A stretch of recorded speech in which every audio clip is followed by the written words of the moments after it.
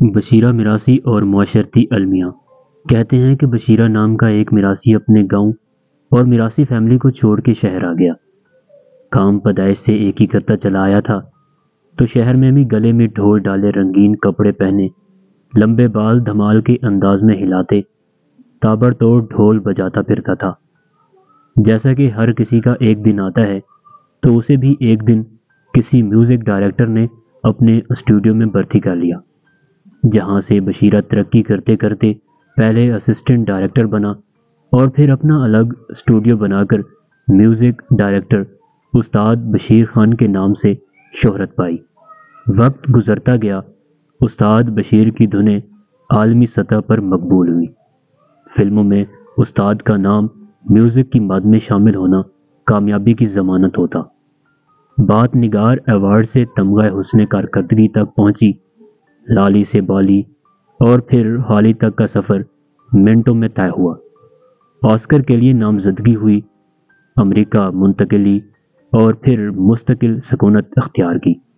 گوری میم سے شادی ہوئی، ڈاکٹریٹ کی اعزازی سند آکسفورڈ نے عطا کی، کپڑوں کا ایک انٹرنیشنل برانڈ متعارف کروایا، چودھری بشیر اینڈ سنز کے نام سے سپر سٹورز کی ایک چین بھی بنائی۔ 50 سال گزر گئے، چودھری بشیر کے گھٹنے سیڑھیاں چڑھتے کٹک کٹک کرنے لگے۔ گوری میم بھی ٹائٹینک میں بلیو ہارٹ سمندر برد کرنے والی بڈھی جیسی ہو گئی۔ اب چودھری صاحب کو خدا یاد آیا، حج کیا، برف جیسی سفید داڑھی چھوڑی، 5 وقت نماز شروع کی، وطن واپس آئے، انسانیت کی خدمت کے لیے ٹرسٹ قائم کیا، واعظ و نصیحت کی، رمضان ٹرانسمیشن میں غریبوں کے گردے کے آپریشن کرائے، اپنے گاؤں میں بقیہ زندگی گزارنے کا فیصلہ کیا، گاؤں میں حویلی تعمیر کی، کنواں کھدوایا، اسکول بنوایا، اپنے ماں باپ کی قبر پر مقبرہ اور استاد حاجی رشید خان مرحوم اور حجن بی بی اللہ بچائی خاتون مرحومہ کا کتبہ آویزاں کیا، مسجد و مدرسے کی تعمیر اور حویلی میں آخری ایام یاد الہی میں گزارنے لگے۔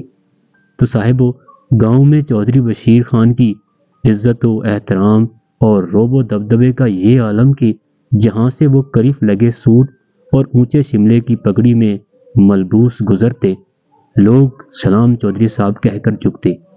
اہم مسائل کے فیصلے چودھری صاحب کی حویلی کے صحن میں سنائے جاتے، غریبوں کا علاج ہو کہ بچیوں کی شادی، اسکول کی تقسیم اسناد ہوں یا الیکشن مہم، چودھری صاحب کی شرکت کے بغیر سب ادھورا ہوتا۔ پھر ایک روز چودھری صاحب کی خوب روح پوتی ان سے ملنے امریکہ سے گاؤں آئی۔ پہلی بار گاؤں کا ماحول اور کلچر دیکھا، اچھا لگا، چند دن رہنے کا فیصلہ کیا۔ گاؤں سے باہر کار میں گھومنے نکلی، ایک پراڈو سے گاڑی کا معمولی سا ایکسیڈنٹ ہوا۔ پراڈو سوار سے بحث، تعارف، دوستی اور پھر محبت ہوئی، بات شادی تک پہنچی۔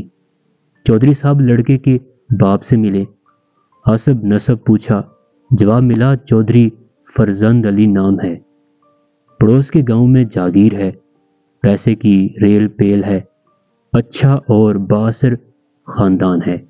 چودھری صاحب نے فیصلہ بچوں پر چھوڑ دیا، بقیہ خاندان بھی گاؤں آیا، نکاح کی تاریخ طے ہو گئی، حویلی سجا دی گئی، شادی کی محفل تھی، بارات پہنچی، پتہ چلا کہ لڑکی کے دادا شہر سے آئے ہیں۔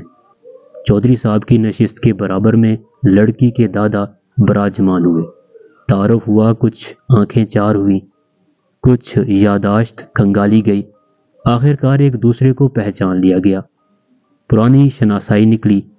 اوئے بشیر کنجر، تو کاہے کا چودھری؟ سوال ہوا۔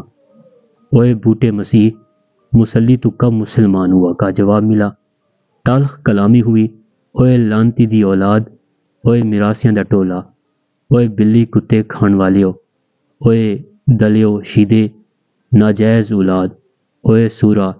شرکا حیرت سے دیکھ رہے تھے، گالیاں ایسی تھیں کہ لوگوں کے وضو ٹوٹ جائیں، لوگ کانوں کو ہاتھ لگاتے واپس جا رہے تھے۔ اونچے شملے تھے، کلف لگے سوٹ تھے، دولت تھی، عزت تھی، سوشل ورک تھا، اعزازی ڈگری تھی، پر زبان بازاری تھی۔ ماؤں کے بچے چھوڑ کے آشناؤں کے ساتھ بھاگ جانے کے قصے تھے، ناجائز تعلقات کی داستانیں تھیں۔ بشیر میراثی کو چودھری بشیر خان بننے میں گو 50 برس لگے ہوں، واپسی 5 منٹ میں ہوئی تھی۔